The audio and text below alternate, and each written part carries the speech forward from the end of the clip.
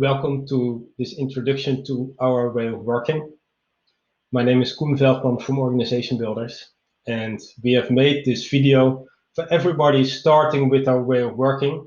Either you're joining an existing team or circle, or as a team you're starting together with this, or just if you're interested in what it actually is.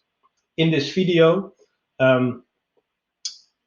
a bit of context and history to new ways of working, and as well an overview of some of the tools that we apply in each of the teams. So you have a good view of what it is and how it works. Enjoy. I hope this is the start of an implementation with your team, and that when we get together in a virtual kickoff, you can ask all the questions that this introduction triggers. I hope this just gives the introduction, the basics to it, right? So to get started on the history, a lot has happened in the last 10 years. From a simple org chart, we now have a lot of very specific, different ways to organize, either as a team or as an organization. There are companies that made their own model. For example, the Spotify model has been something that has been crafted by Spotify. You have Scrum, which is used across organizations, primarily in IT. We'll have a read and see if you know some, or if there are a lot of new terminology on the page. But I wanted to start with this to just signal that there's a lot of variation possible. Today, you can craft very specific ways of working that really fit the type of organization or type of teamwork you're going to do. So why is that? And why is it happening now? Here, a quick overview of 3 trends. The first one is that organizations are speeding up. A lot needs to happen a lot faster, a lot better, a lot cheaper, a lot more higher quality or more sustainable, or whatever it is, right? And that's not something we invent in companies. Or we could say, like, well, that was of some years back, and let's stop that again, because it's driven by the need from customers. And it happens across sectors, right? We now expect everything to happen the next day or become sustainable or circular or whatever it is, right? So as organizations, we're responding to accelerating customer needs. And I would expect that we'll keep accelerating. As an organization, you want to become much more agile, much more responsive, not as slow and bureaucratic as we don't like to be. The second reason is that compared to when org charts were invented over 100 years ago in the Industrial Revolution, or maybe longer ago, we have so much more talented people in organizations. We're now really skilled. We have years of education. We are really professionals in how we do our work. As well, we are much more conscious about our experience at work. Unfortunately, a lot of employee surveys show that we're unhappy at work. Hey, that's interesting. We actually now know that we are unhappy. That was different some time ago. And we're articulating it. We're expecting from our organizations that actually work is something that's meaningful, that's fun, that you can enjoy. And we desire that. So the second reason why new ways of working are happening is us, because we expect it. We expect that our work is meaningful, that our work is fun, that interactions are positive, that with my talents, I'm not being micromanaged, that I get some autonomy. That's the second reason. The third reason is information speed. That works 2 ways. First of all, the amount of information is impossible to understand through a linear, like pyramid-shaped organization hierarchy. That's too one-dimensional. So flexible organizations are much more network-based. They are much more division of tasks, of ownership, of using that data.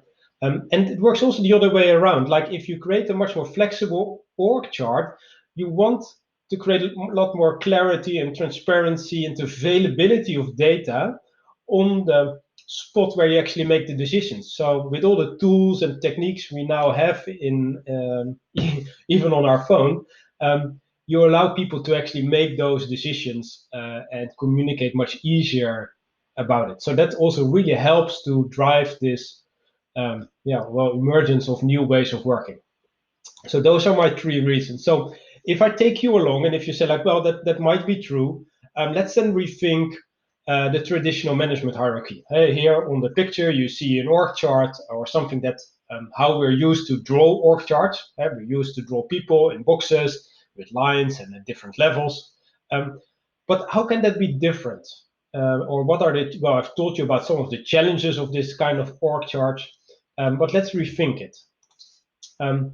And a first thing to realize, or well, but this is a bit of a joke. I hope at your work, it's not really like what's written here in this picture, but I like you to think about how it actually works. Hey, you have that org chart, how formally we're supposed to work together and form teams, but what happens in reality? And what I see a lot around me is that the reality in organizations is very different than what we write down on paper.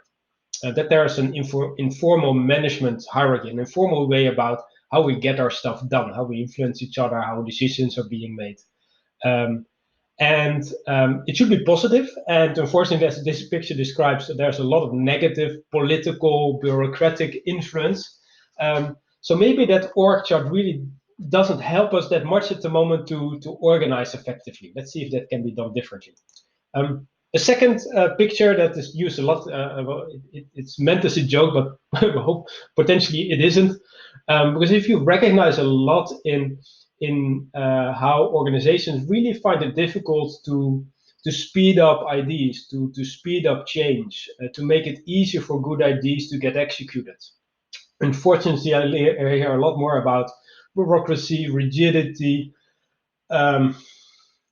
no ideas being limited innovation, hard to get change done, whatever it is, right? But that org chart has some difficulties in getting good ideas into execution. But before I throw away the org chart as we know it, or say we don't need any managers anymore, let's pause for a minute and think about what has been and will be good about the management hierarchy, and both about that structure as well as people having those management roles. I like to point out myself a couple of things, but I hope you have your own good experiences with it. If you've had the experience of working with a really good manager, potentially that person has been really good about creating team dynamics, has been a real coach and mentor for you, is visionary and sets direction, is able to make choices. Administrators here as an example, right, is really good about getting all the admin stuff done. One of the challenges of a management role is that we expect so many things about that single manager. And the second thing that's really good about that old traditional org chart is that it creates clarity, that at least we have something that tells us this is how we work. This is where specific decisions are being made.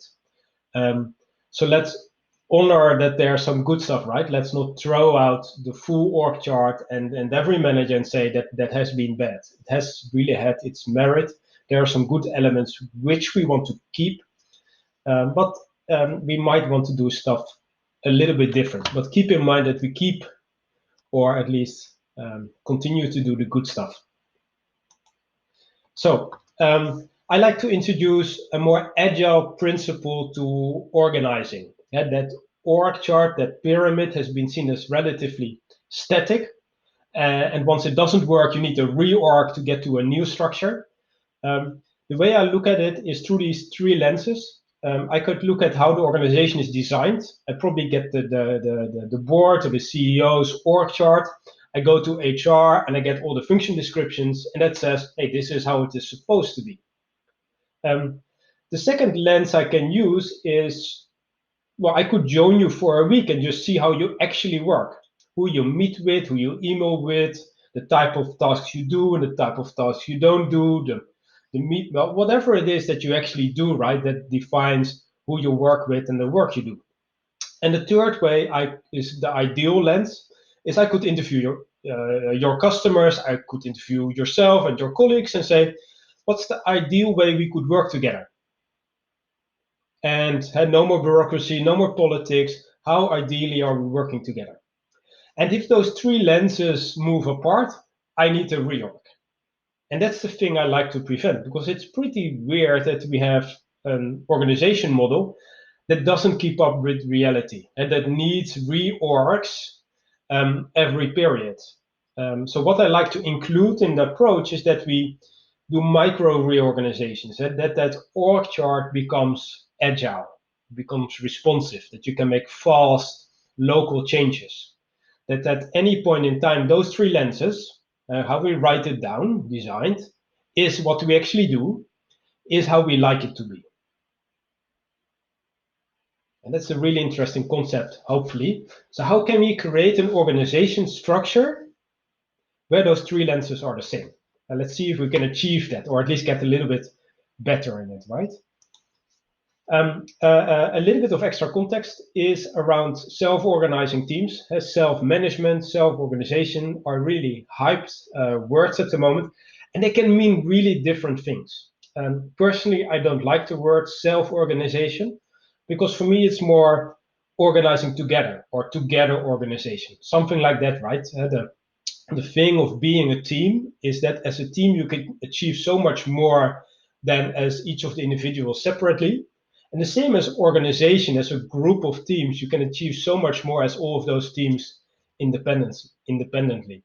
And self-organization, the word itself says the self, and that's important. It gives a lot more autonomy and ownership to me, to you, to everybody. But I like at the start to be an let's organize together approach.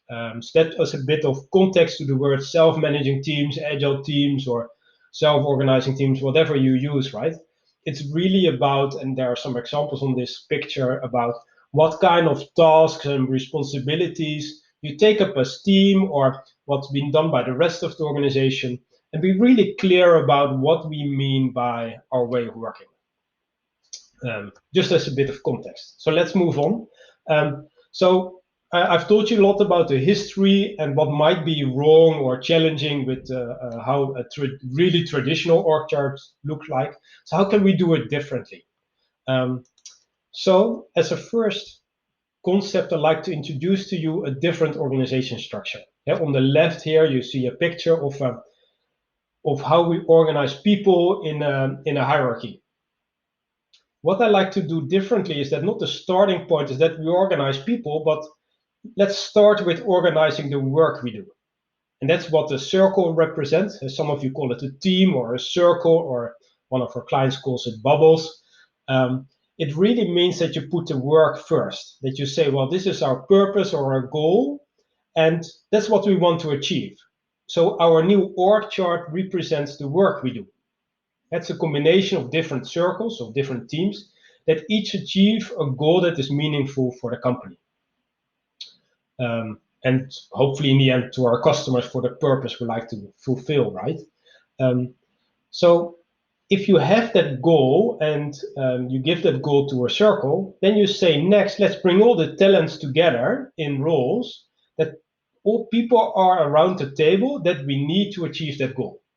So we don't get that siloed organization where you have to say, well, that are those colleagues at the end or at the next building, and I can go on, but they have whatever kind of limitations we feel in a traditional org structure. Here we say the goal comes first. The new structure, the circle structure, is a hierarchy of the goals we like to achieve, and we bring all the talents together that we need to achieve that goal. I'll tell you more about that, how that actually works in a couple of minutes. But first, I'd like to go, the first element that's really going to be different is how we structure. Sorry, I'm going one slide back to really make this point, sorry. So I'm not telling you to immediately let go of the full management hierarchy, but at least introduce a second structure where you say, these are our goals and that's how we're going to work together. Those circles really mean that's where our teamwork is. So that's my second point. We think we have a really good methodology about how to create effective teams. If you work together as a circle and you have a goal, what do you need to build an awesome team? Here are our four elements. They're based on, well, a lot of the popular work either done by Daniel Pink on purpose, autonomy, and mastery, as well as the recent team research, for example, by Google on psychological safety, on trust. And that's what we've put together. So these are our four elements. We have a team survey that comes with it that we can help you measure where you stand as a team, and as a team define like where you like to improve your team effectiveness.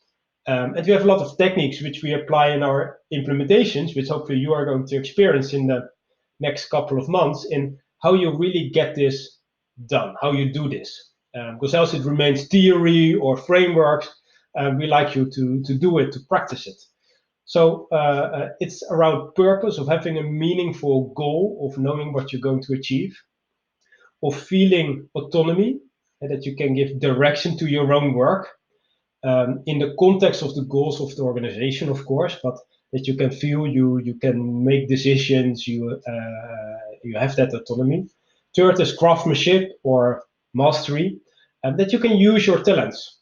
We mostly have much more talents than are written in our function profile. So can we really bring all our talents to work?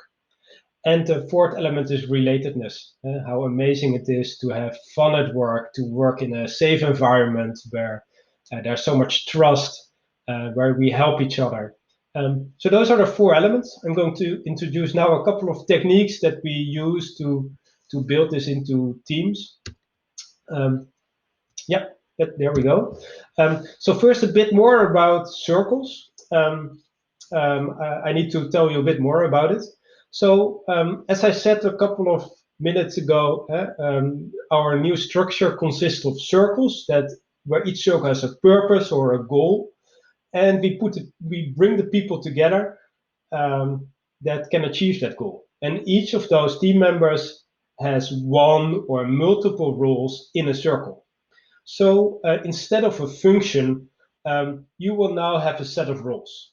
And those roles have really clear accountabilities of what you contribute to the team, what your role is. And the roles together, well, define all the work the circle does, right? So it's almost like this visualization. If you draw the circle as the work happening, then each of the roles filling up the space of the circle define how that work is distributed among the roles. So you get a really clear description of how you work together. Well, one of the basic starting points of teamwork is that as a team, you have a goal. Without the goal, no team. And what really helps in our experience is to make short-term goals. It's really hard to predict 1 year into the future. Well, some people can, or with some businesses you can. But in most environments, it's better to have a prediction or set a goal for 3, 4, or 6 months ahead. Because then you can be a bit more ambitious. You can be really clear, so you can create a shared view. And you can be clear about what kind of choices or decisions you need to make to actually achieve that goal. What I also like in ambitious goals is that you can make them measurable. Don't make them a target, but at least be clear on what you've achieved or not, or what it would look like.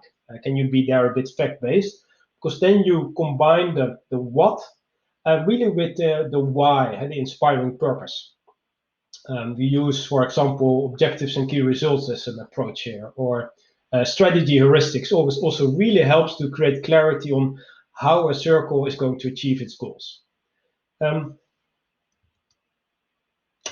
Yeah, so this is the starting point of really having an ambitious goal. And if you clarify that as a circle, what you then allow is that everybody that fills a role in the circle really has accountability. So we'll say, I trust you. you have a lot of talents. Here is a role. Please make the most of it. Please feel like being the owner and being accountable for the results you're going to achieve in this role. And with the role comes the autonomy to make decisions.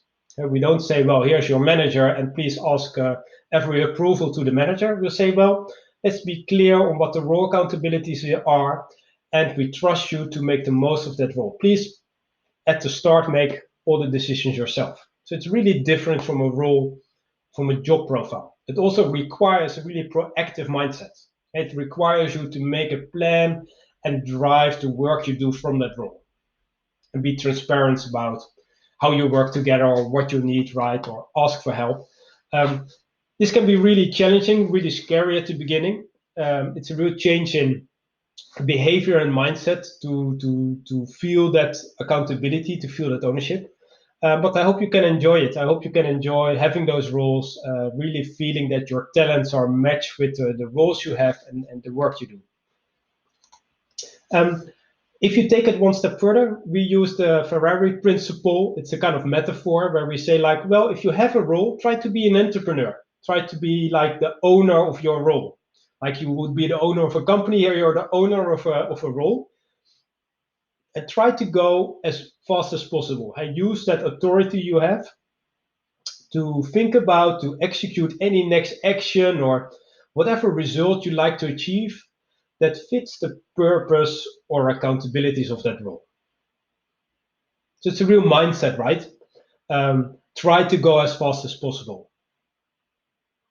Try to make your own plan. Try to be that a bit entrepreneurial, right? If you can have a feel or what that could be. And then the last sentence: until you come across an explicitly defined limit.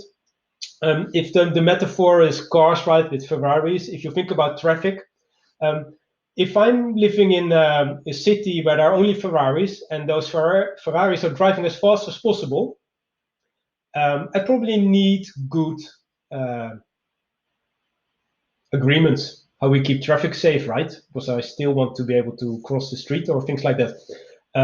So when we create a lot more speed and autonomy and authority in roles, we most of the time are also going to be really clear about policies, agreements, or boundaries there are, right? Because if we say we have ultimate freedom, then we also like to be clear about the boundaries there are in filling those roles.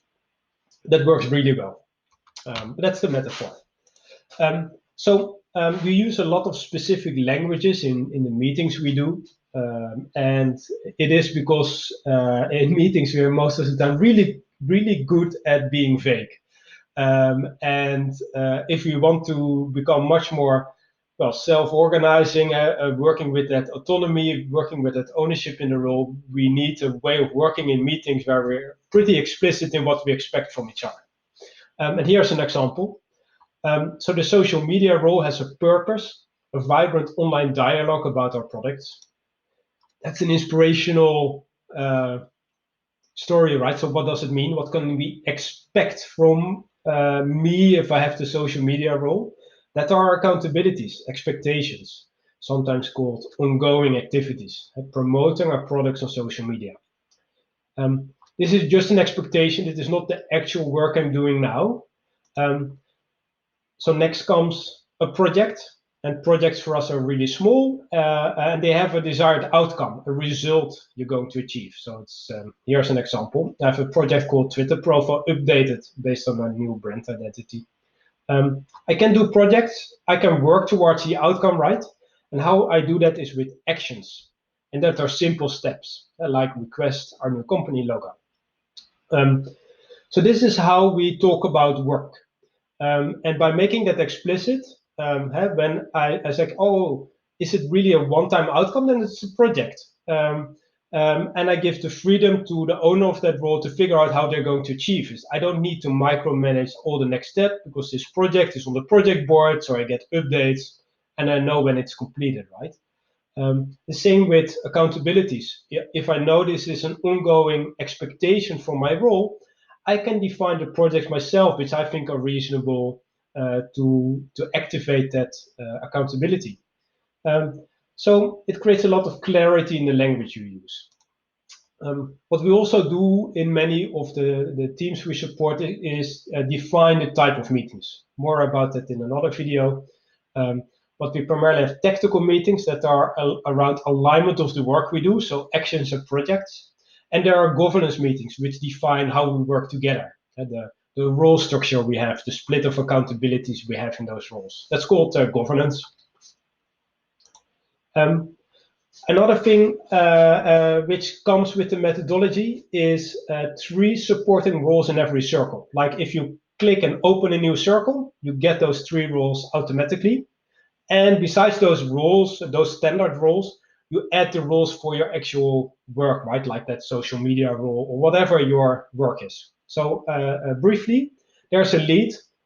It's not a full-time manager. The lead is something like 4-8 hours a week, sometimes 1 hour a week, but it has very specific accountabilities like any of the other roles. So the lead is accountable for assigning people to roles. So we have a good match of talents in the circle. The lead is accountable for setting the direction, so clarifying our strategy, our roles. The lead is accountable for aligning with the broader organization. The lead is accountable for developing the metrics, how we measure our progress. So that kind of specific activities. It's not that per se a people manager or as like those kind of full-time accountabilities, but I hope you get a view of very specific things you expect from the lead so the circle can take that autonomy, right? The second on the left there is the facilitator role. The facilitator takes care of the team dialogue, of the processes we run in our meetings, that we, like in Scrum, you have the Scrum Master that really facilitates that the team can work effectively. Here, a facilitator mostly facilitates the meetings. It's kind of the neutral referee that allows everybody to contribute, etc. And on the right is the secretary. The secretary is the person in the meeting that captures all the agreements we make, all the outcomes, all the actions. The secretary is a really good listener. Well, how do you say it? The pen is mightier than the sword. That hopefully counts here. That if you have a really good secretary in your team, that is really good at articulating what we actually have decided or what the next steps are.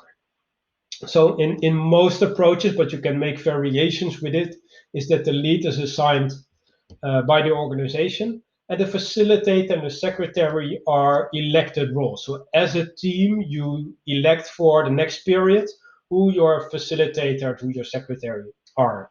So they're taken by the members of the team. And you could make the lead elected as well, but it depends a bit if companies do that. So those are 3 roles that are in every circle, and they have like small tasks, right? If you get the description I just gave you. Next is transparency. If you create that autonomy, then it's really helpful if it's really clear, if you have transparency, that everybody's on the same page. If you say to people, please make your own decisions, then you need the data, the information to make those decisions, right? So we most of the time work with a tool that makes transparent who has which roles, what are the actions and projects currently going on in each of the circles.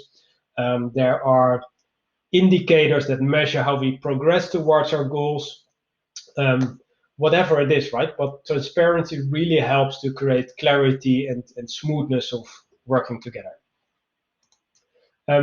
Next is, and it's really an ongoing thing, is to create a healthy team dialogue. Amazing teams have a lot of trust, provide a lot of feedback to each other, have really clear agreements on how you work together, and it's something you need to do continuously. If you have an amazing team and one member changes, you have to invest again probably to align those roles, to align agreements, to make sure feedback is still working, to make sure you still dare to have those courageous conversations and have productive conflicts. This is what we call having a healthy team dialogue, and it's something you continuously invest in. We do things like feedback workshops or team agreement list, or we develop a team charter for clarity, or courageous conversations formats. There are many techniques you can do to build your dialogue in your team, right?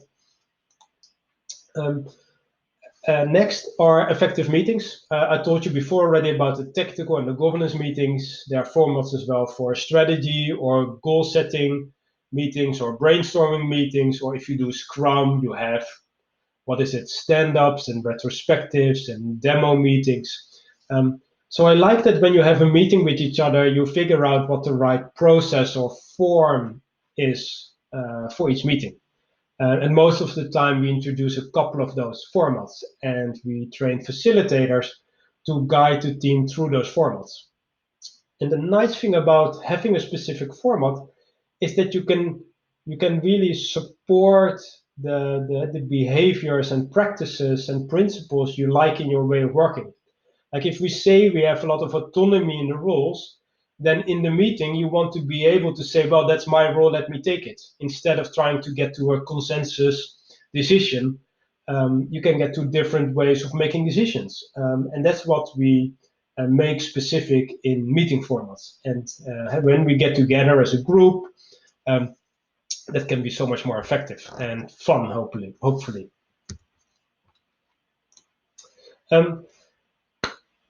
Almost at the end, I like to make clear that beyond the structure and the tools and techniques, this is also really about the mindset. If you come to work to create bureaucracy and enjoy politics and take only your big projects, this circle way of working might not benefit you that much. This is really beneficial when you're coming to work for teamwork, for achieving a purpose, and to work in an agile way. Because, a phrase we use a lot is progress over perfection. It's really hard in a meeting or with any problem or however you're going to solve it, is to achieve perfection. Perfection can slow you down in that sense a lot. So we prefer to talk about progress. So when someone has an issue or brings something on an agenda in a meeting, we always say, what's the next step?